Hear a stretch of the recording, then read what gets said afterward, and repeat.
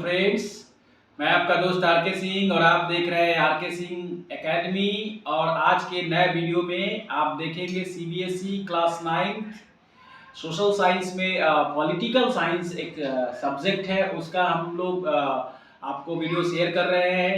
Explain किया था अभी तक आपको जो चैप्टर 4 है उस चैप्टर 4 से वर्किंग्स ऑफ इंस्टीट्यूशंस, जिस चैप्टर से एक पार्ट मैंने एक्सप्लेन किया है, रिमेनिंग पार्ट आज हम लोग उसको देखेंगे। बट आज के पार्ट से भी दूसरा या कंप्लीट चैप्टर आपका कवर नहीं हो जाएगा।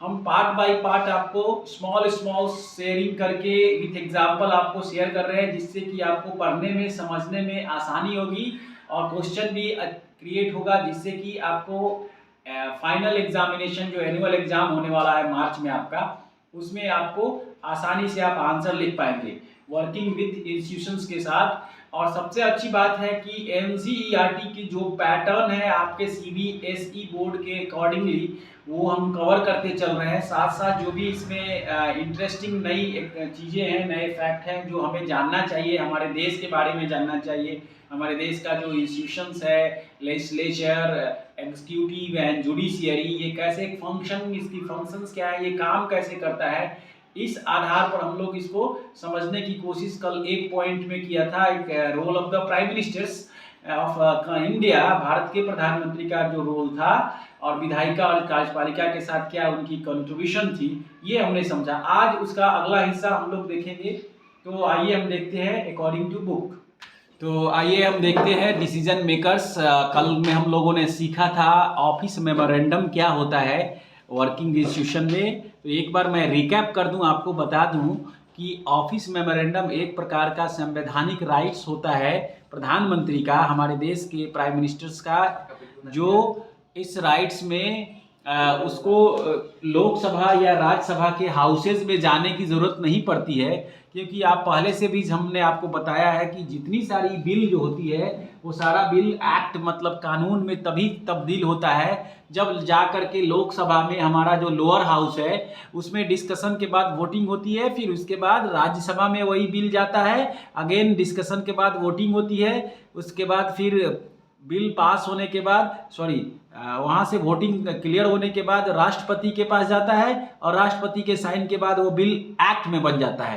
तो सिटीजनशिप अमेंडमेंट बिल जो था, सिटीजनशिप अमेंडमेंट बिल CAB, और बाद में चलकर सिटीजनशिप अमेंडमेंट एक्ट बना, इसी प्रोसेस से, जिस प्रोसेस को मैं अभी बताया हूँ।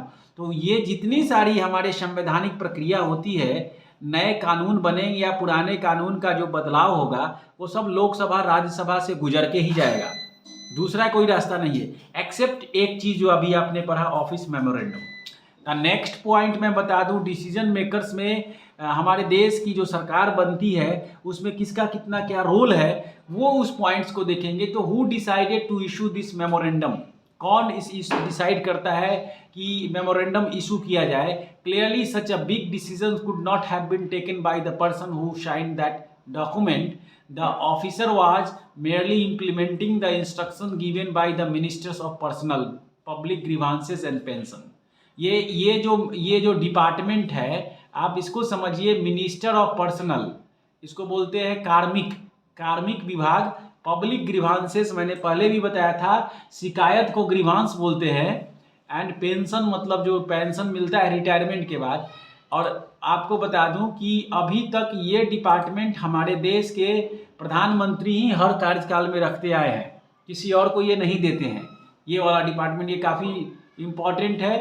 मिनिस्टर ऑफ पर्सनल एक डिपार्टमेंट हो गया, दूसरा हो गया पब्लिक ग्रीवांसेस एंड पेंशंस। ये दोनों डिपार्टमेंट अपने पास रखते हैं, of which the department was a part. We can guess that such a major decision would have involved other major functionaries in our country.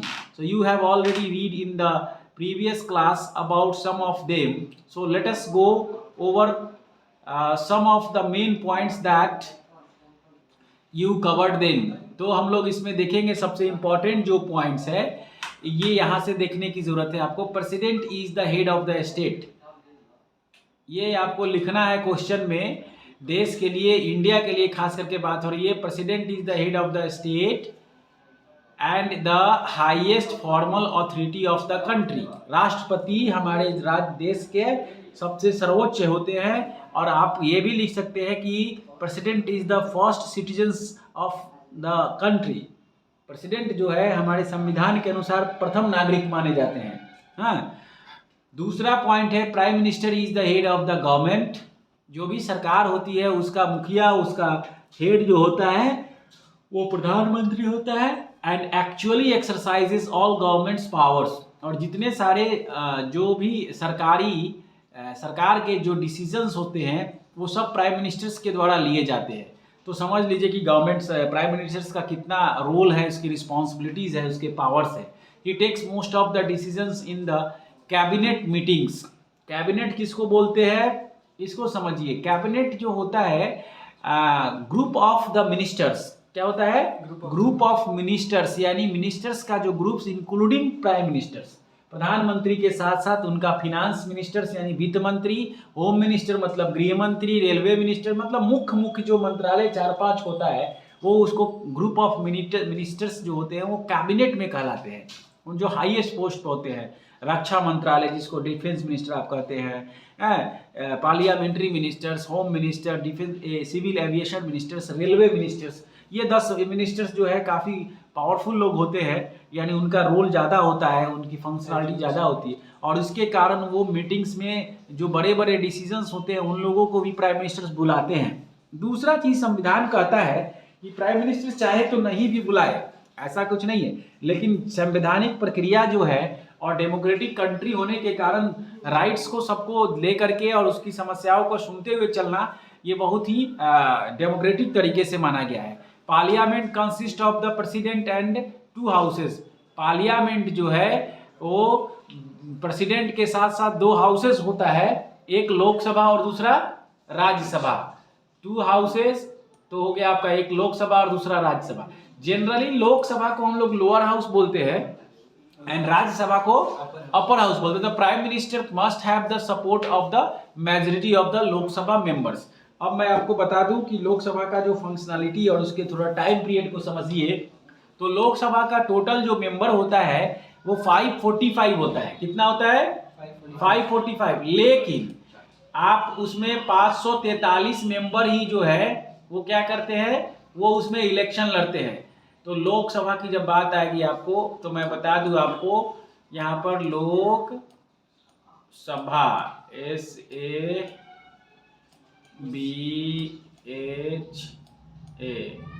तो टोटल मेंबर जितना भी हो जाए, अब आप समझिए यहाँ पर 545, लेकिन इसमें जो 2 मेंबर है वो राष्ट्रपति के द्वारा मनोनीत होते हैं। तो जनता के द्वारा चुन करके जो होंगे वो 543 ही होंगे।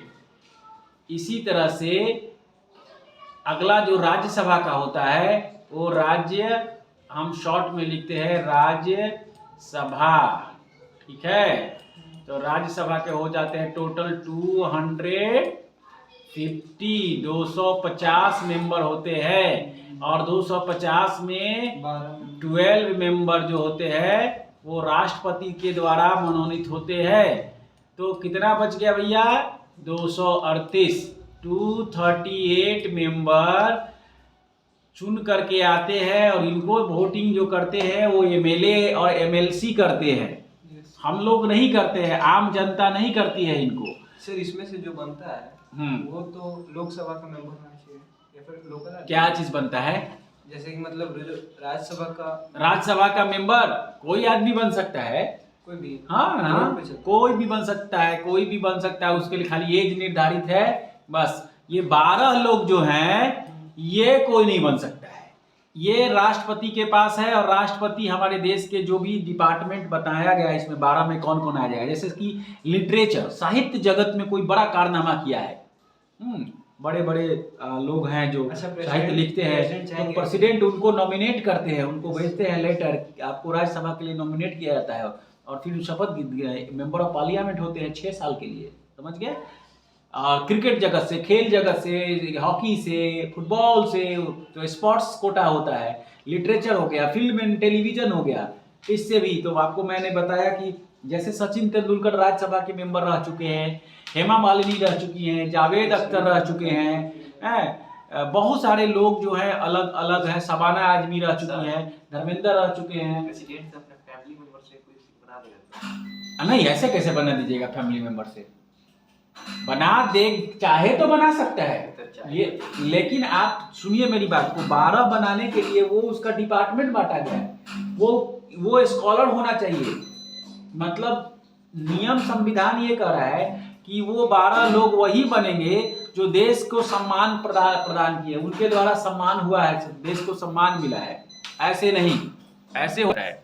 तो मैं ये बता रहा था आपको कि लोकसभा का जो कार्यकाल होता है वो 5 साल के लिए होता है और राज्यसभा का कार्यकाल 6 साल के लिए होता है, 6 ईयर्स के लिए। लोकसभा के जो मेंबर होते हैं वो सीधे सीधे जनता के द्वारा वोटिंग लेकर के चुने जाते हैं, यानी उनको मतदान के द्वारा बनते हैं मेंबर ऑफ पार्लियामेंट। और जो मेंबर ऑफ पार्लियामेंट बनने के लिए जो वोटिंग हो गया, जो वोट करेंगे उनको 18 साल या उससे अधिक उनका उम्र होना चाहिए। तो ये एक प्रक्रिया है लोकसभा और राज्यसभा। इसके बाद आप देखिए यहाँ पर, so we all these people involved in the decision regarding the एक minute, decision maker this office memorandum was, ये इधर से आ गया, Janata Dal you for years. तो यहाँ पर आप देखिए, the president of India in his address to the parliament, यानी कि प्रेसिडेंट ऑफ इंडिया जो है, ज्वाइंट सेशन जो होता है पार्लियामेंट का, लोकसभा और राज्यसभा के दोनों मेंबर एक साथ आते हैं और फिर ज्वाइंट सेशन एक भाषण होता है जिसको अभिभाषण बोलते हैं प्रेसिडेंट के लिए।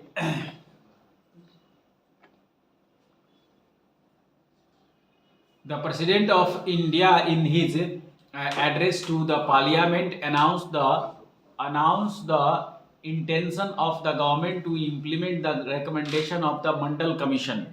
और मैं आपको पहले बताया हूँ कि बीपी मंडल थे, जो एक आयोग बनाया गया था, उसमें जो मुख्य रिटायर जज थे, मुख्य न्यायाधीश से रिटायर पोस्ट पर थे, वो इस पोस्ट पर थे और उनको ही इसके सदस्य बनाया गया, इस कमीशन का, आयोग का। On 6 August 1990, the Union Cabinet took a formal decision to implement the recommendations. तो 6 अगस्त 1990 का दिन यूनियन कैबिनेट, मतलब केंद्र सरकार का जो भी मिनिस्टर्स लोग थे, एक फॉर्मल डिसीजन लिया, implement the recommendation. Next day prime minister VP Singh, अगले ही दिन उस समय के जो प्रधानमंत्री थे उनका नाम था वीपी सिंह, विश्वनाथ प्रताप सिंह पूरा नाम था। VP Singh inform the parliament about this decision through a statement in both the house of the parliament. The decision of the cabinet was sent to the Department of Personnel and Training. The senior officers of the department drafted an order in line with the cabinet decision and took the minister's approval. And officers signed the order. On behalf of union government. This was how Office Memorandum number 36012/3190 was born on 13 August 1990. For the next few months, this was the most hotly debate issues in the country in newspapers and magazine. यानी जो उस समय घटना घटी, कहने का मतलब ये था कि अपने आप में बहुत बड़ी ये घटना थी। न्यूज़पेपर और मैगजीन में ये छपा कि भाई देश के प्रधानमंत्री ने एक बहुत बड़ा डिसीजन लिया है। नहीं, अमूल का नहीं है, अमूल की मैं बताऊंगा, वो दूसरे चीज़ के लिए वहाँ पर दिखाया गया है। No reservation for this quota, तो the test of India reserve for this outstanding butter classes. तो ये बताया गया है, उसका एग्जाम्पल अमूल का दिया क्या है मैं बता देता हूँ। यानी जो क्रीमी लेयर बोला जाता है कि वैसे लोग जो एजुकेशनली एंड इकोनॉमिकली स्ट्रॉन्ग हैं, उनको कोई रिजर्वेशन की ज़रूरत नहीं है, ऐसा लोग मानते हैं। और इस स्थिति में रिजर्वेशन सिस्टम्स का जो उदय हुआ उसमें उनको वो चीज़ें नहीं मिली। So were full the of different views and opinions on this issue. It led to widespread protest and counter protest, some of which were violent, यानी कहने का मतलब है कि 27% का जो रिजर्वेशन का जो फैसला था विश्वनाथ प्रताप सिंह उस समय के जो प्रधानमंत्री का, वो फैसला बाकी जो लोग उनसे जो बचे हुए थे, जो इनको ये सुविधाएं नहीं मिल पा रही थी, वो काफ़ी गुस्से में थे, एंगर थे, लोग प्रदर्शन कर रहे थे, अखबारों में, न्यूज़पेपर में, मैगजीन में सब छपा कि लोगों का गुस्सा काफ़ी रोड पर आ गया है और इस ऐसे फैसले का उन लोग विरोध कर रहे थे, खिलाफ थे कि ये वापस लिया जाना चाहिए, ये असंवैधानिक है। कोई भी प्रधानमंत्री अब बिना संसद में बहस कराए कि ना वोटिंग किए हुए ये कैसे इसको लागू कर सकता है। जो वर्ग इससे नाखुश थे ये इस पर डिस्कशन चल रहा था। तो thousands of job opportunities, some felt that existence of inequalities among the people of different castes in India। तो ये भी ऐसा कहा गया कि भाई देश के दूसरे जो हिस्से में और अलग अलग जाति के लोग हैं उनमें असमानता की भावना आएगी कि कैसे किसी को आप रिजर्वेशन दे रहे हैं। So castes in India necessities job reservation, they felt this would give a fair opportunity to those communities who so far had not adequately been represented in government of employment. Others felt that this was unfair as it would deny equality of opportunity to those who did not belong to backward communities. They would be denied jobs even though they could be more qualified। तो कहने का मतलब यहाँ पर ये हुआ कि आप किसी भी आधार पर अगर किसी को रिजर्व कर रहे हैं उसकी संख्या को, उसकी जॉब को, तो कह रहा है यहाँ दे would be denied job even they could be more qualified. यानी जो 27% का रिजर्वेशन दिया गया उसके अलावा जो जनरल में लोग जो उनसे भी बेहतर अगर क्वालिफाइड है, टैलेंटेड है, तो क्यों उनको नौकरी नहीं मिलेगी। क्वेश्चन लोगों का ये था, गुस्सा का कारण ये था। अगर ऐसा नहीं हो रहा है तो कहीं ना कहीं लोगों में ये सोच थी कि ये असंवैधानिक है। कोई भी प्रधानमंत्री आएगा अपने तरीके से कुछ भी ऐसा अनाउंसमेंट करके और इस चीज़ों को इम्प्लीमेंट करेगा, तो they would be denied job even though they could be more qualified. Some felt that this would perpetuate caste feelings among people and hamper national unity। In this chapter we would discuss whether the decision was good or not। तो निर्णय जो था वो सही है या नहीं है, ये बहुत इम्पोर्टेंट है। So the people feelings among the people and hamper national unity, national in this chapter we would discuss whether the decision was good or not। We only take this example to understand how major decisions are taken and implemented in the country।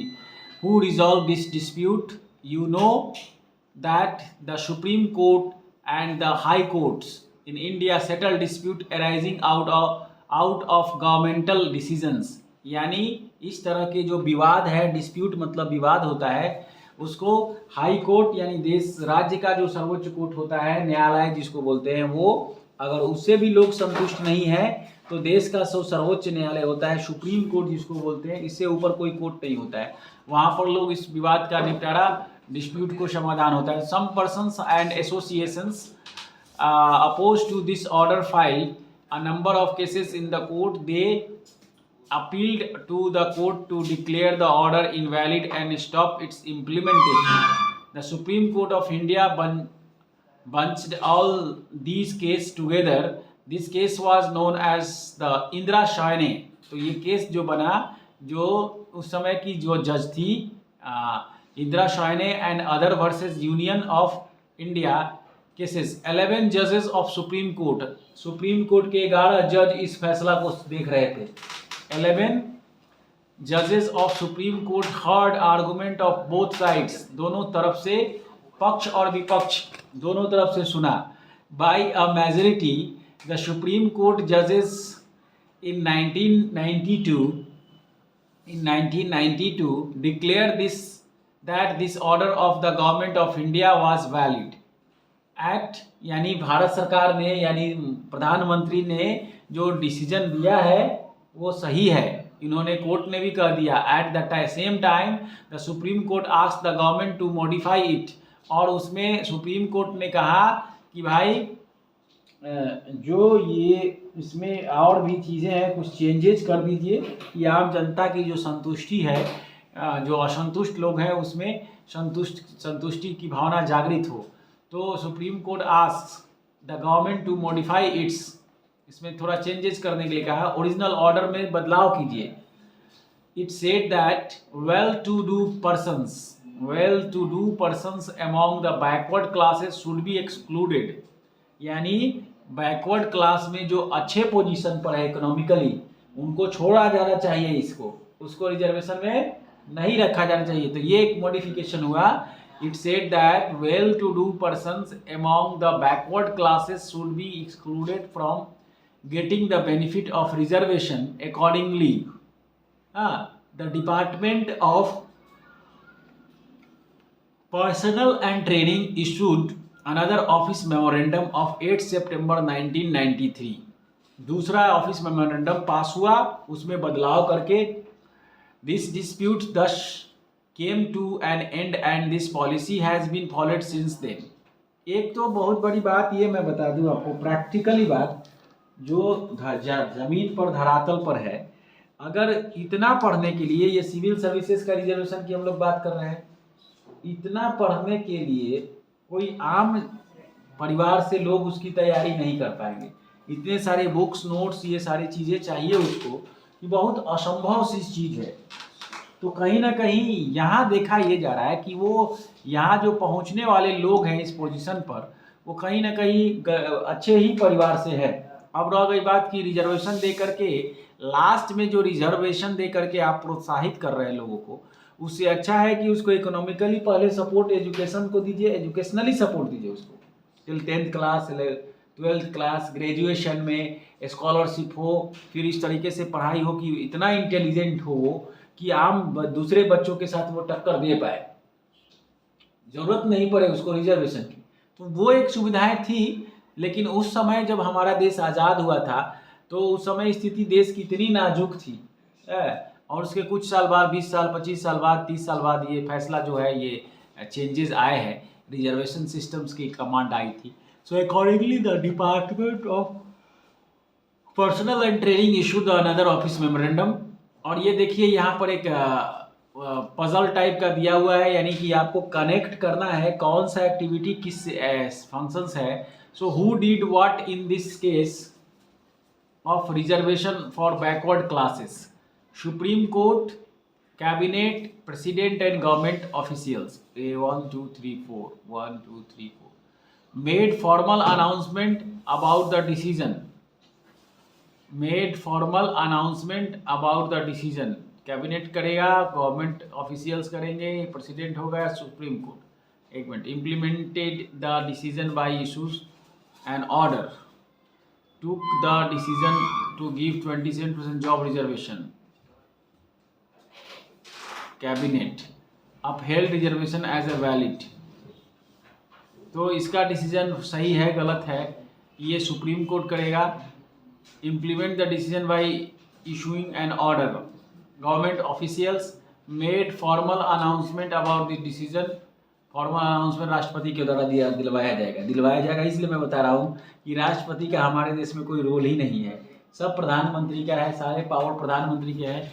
राष्ट्रपति, अगर आप मैं बता दूं कि just like as rubber stamp, जहाँ उठाकर मोहर लगवाना है, यहाँ लगाना है, यहाँ लगाना है, लगा लीजिए, कोई नहीं बोलने वाला है। इसलिए नहीं है कि संविधान में उनका पावर सीमित किया गया है। भले देश के राष्ट्रपति हैं, वो सर्वोच्च नागरिक हैं, लेकिन अगर प्रैक्टिकली देखा जाए तो वो उस स्थिति में नहीं है।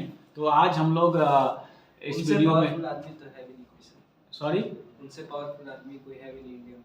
राष्ट्रपति पावर की बात अगर आप संवैधानिक करेंगे तो नहीं है, सिर्फ वो बग्गी और एम्बेसडर और कार उसको दिखाने के लिए है, डिसीजन लेने के लिए नहीं है। डिसीजन सब हमारे संविधान में गवर्नमेंट की है पास है, और गवर्नमेंट का हेड आप पढ़ रहे हैं कि प्राइम मिनिस्टर होता है।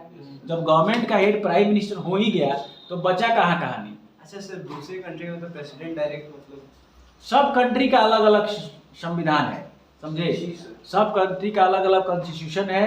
हमारे यहाँ प्राइम मिनिस्टर्स को हेड बनाया गया है, यानी जो हमारे यहाँ का मैक्सिमम जो संसदीय ढांचा लिया गया वो इंग्लैंड का लिया गया। इंग्लैंड में जो विक्टोरिया महारानी है, आज भी किंग फैमिली जो है वो बैठ करके राज देखता है, कैसे राज होता है, चलता है, और प्राइम मिनिस्टर सब चलाते हैं। सर विक्टोरिया का नाम चेंज नहीं हो सकता सर? क्यों नहीं चेंज हो सकता है, लेकिन वो लोग नहीं चेंज करना चाहते हैं। ये फेमस नेम है, बरसों से चला आ रहा है, एक लेगेसी कहते हैं इसको। लेगेसी का मतलब होता है कि जो आपके वंशानुगत चला हुआ है। अब बताइए ना, आप इंदिरा गांधी का नाम मिला तो इंदिरा गांधी हुआ, उसके बाद राजीव गांधी तो गांधी मिला, Gandhi is one kind of the surname मिला ना। Rahul Gandhi, Priyanka Gandhi, the Gandhi is legacy चला रहे हैं। अब प्रियंका दूसरे फैमिली में शादी हो गया तो प्रियंका का लड़का वडेरा से शादी हुआ, रॉबर्ट वडेरा, मालूम है ना उसके हस्बैंड का नाम। राहुल अभी शादी किए है कि नहीं किए है पता ही नहीं चल रहा है। अच्छा नहीं किए, ठीक है, तो आपके पास सही इंफॉर्मेशन है। तो अभी इस वीडियो में हम लोग आगे कल हम लोग देखेंगे नीड फॉर पॉलिटिकल इंस्टीट्यूशंस। तो हमें उम्मीद है कि आज आप लोग यहाँ तक जरूर समझ में आया होगा। So thank you and have a nice day.